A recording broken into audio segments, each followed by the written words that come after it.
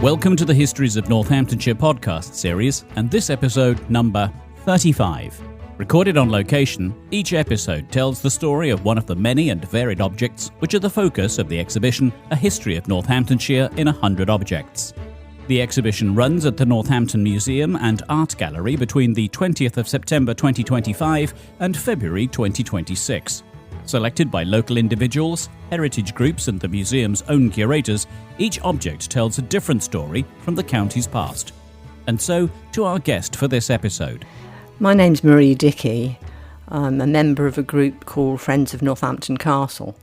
I guess it's there in the title of the organisation, Friends of Northampton Castle. We don't have a castle in Northampton any longer, do we? But there's a bit of it in the exhibition. Tell me about the object. The object in the exhibition is a piece of stone from the castle. It's not the old rough stone that many people have seen around the town on various buildings.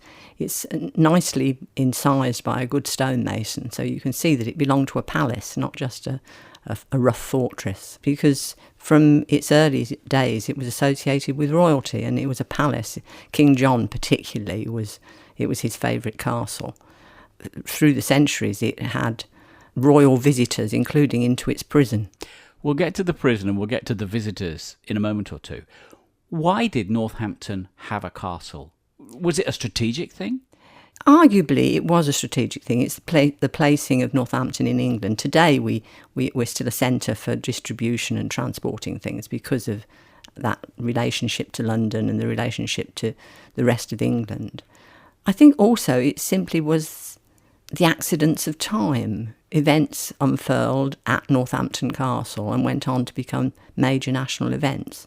The signing of Magna Carta arguably started with barons harassing King John in his castle at Northampton. What about the construction of the castle itself? What would it have looked like to people of that era?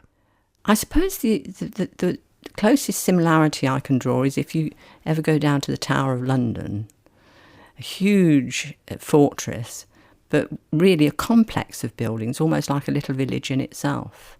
And that's, I suspect, what Northampton Castle would have looked like in its heyday. Certainly it had the dimensions of the Tower of London. But it was a massive fortification. Huge, absolutely huge. Did the castle stand inside Northampton, or was Northampton alongside the castle? Now that's a difficult one, because at certain points the castle connects with the town walls, and at certain points it doesn't seem to. On its western side would have been the River Nen. It's mostly, the River Nen has disappeared in a sort of canal form under Northampton since then, but then it would have been a very broad, fast-flowing river, which acted both as a barrier, if you like, to aggression, but also as a means of transport and a means of energy, because, you know, the windmills all stood alongside. And trade too. And trade, oh, absolutely, and trade.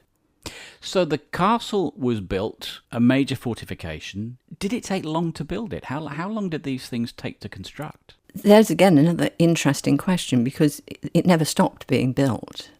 From time to time, after around 1100, we think, there was a building or set of buildings on that site that became a castle because it had a palisade around it, possibly originally wood, then stone, and it grew and grew and grew.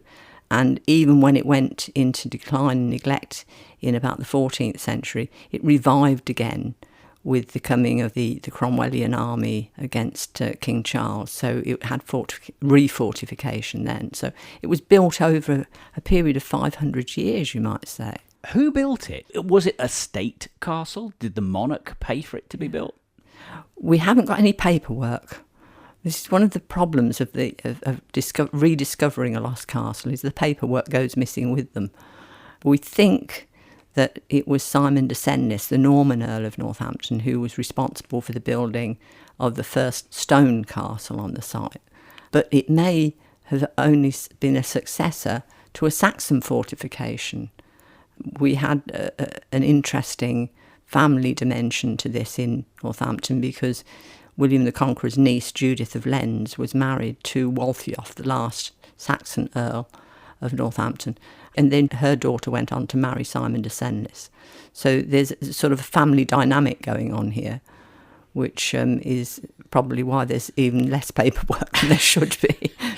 For Simon de Senlis, would this have been Simon de Senlis's home, or would it have been something that was built because it would have pleased the monarch, and therefore it would have positioned Simon de Senlis within the eyes of the monarchy? It's a question of interpretation.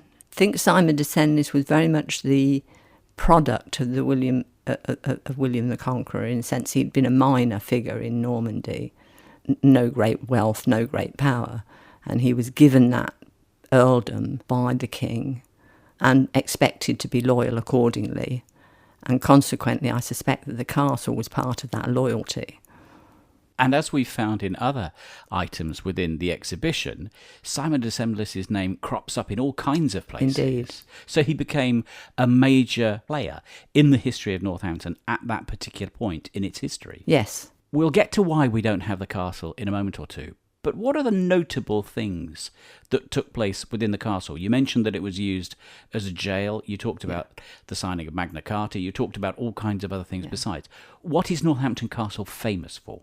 I guess the most famous set of incidents that happened there and connections to an individual, which are still noted in Northampton today, is Thomas Becket, the Archbishop of Canterbury, who notoriously was murdered in Canterbury Cathedral. He was put on trial by the king in Northampton Castle some 7 or 8 years before he was murdered. He was put on trial supposedly for financial irregularities as the Chancellor. One suspects it really was more of a power dynamic between church and state, and that has obviously connections to much later events. But Thomas Becket was tried at Northampton Castle, I think I'm right in saying in 1164. He was on the verge of being, well, either executed or imprisoned for a very long time, and escaped that fate by leaving the castle by a back gate, exiting a town wall gate and heading for France. Which meant he must have had accomplices to get him out. Oh yes, the Dominican friars particularly were keen not to sacrifice their archbishop. Again, which suggests it was the whole set of events were more about the power of church against state rather than the Chancellor's financial irregularities. So was the castle a place of foreboding in that case? If it was a jail, if people went on trial there, if death warrants were signed there and so forth, was it a place of foreboding? Was it a place that Northamptonians, would they have been anxious about the castle? Would they have revered the castle? Where did it sit within the social community?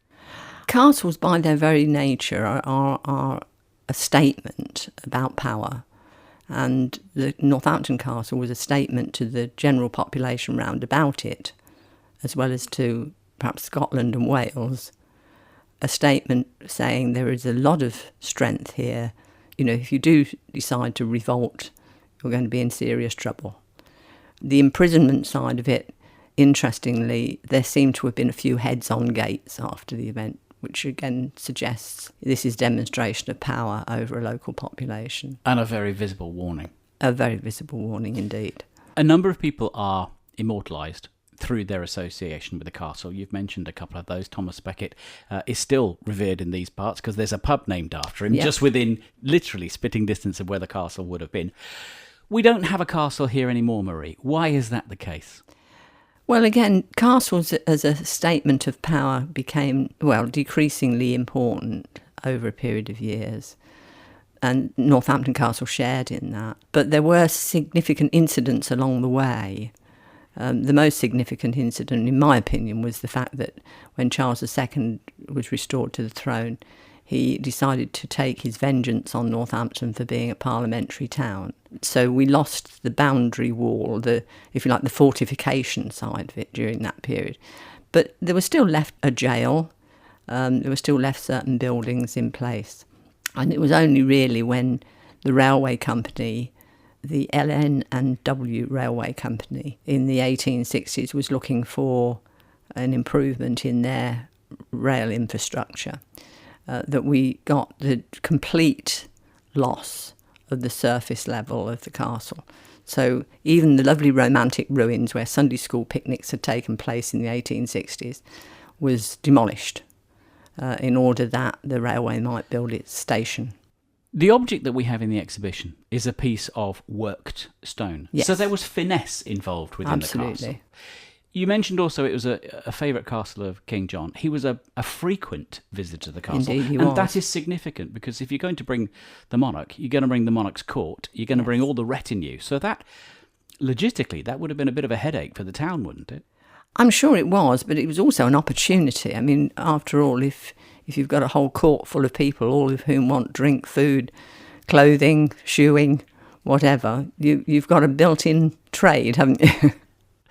What does this, if we extend the object itself, which is the piece of stone, if we extend that into the whole castle, which we'll never see the like of again, what did the castle say about Northampton and Northamptonshire, and hence why it's in the exhibition?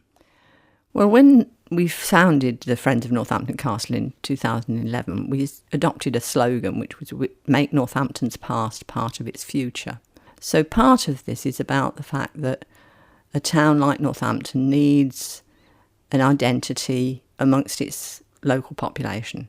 Our teenage kids need to feel proud of the place they live in. And part of what we were doing as a volunteer group was to try and aid that sense of pride in the local environment. The other side of the coin, of course, is that it does rather illustrate how reckless occasionally our Northampton civic leaders have been or not been. And far be it from me to be critical, because I was one of them at one time. So there is a lesson to be learned for modern Northamptonians. Let's not lose the good stuff we still have. Let's make it better. Marie, it's been lovely to have you on the podcast series. Thank you for bringing the castle back over the course of the last quarter of an hour or so. And if you're going to come to the exhibition, do come and have a look at the stone and then try and expand it. Try and imagine a full castle out of that one piece of stone and what it might have said about life in that time and perhaps what it says for the future in its absence. Marie, thank you. Thanks. Thank you for listening to this Histories of Northamptonshire podcast. If you would like to find out more about the objects or listen to other episodes in the series, go to www.northamptonmuseums.com. Alternatively, you can visit the Northampton Museum and Art Gallery, where you can see the A History of Northamptonshire in 100 Objects exhibition for yourself. The Histories of Northamptonshire project is funded by Arts Council England as part of the National Portfolio Programme.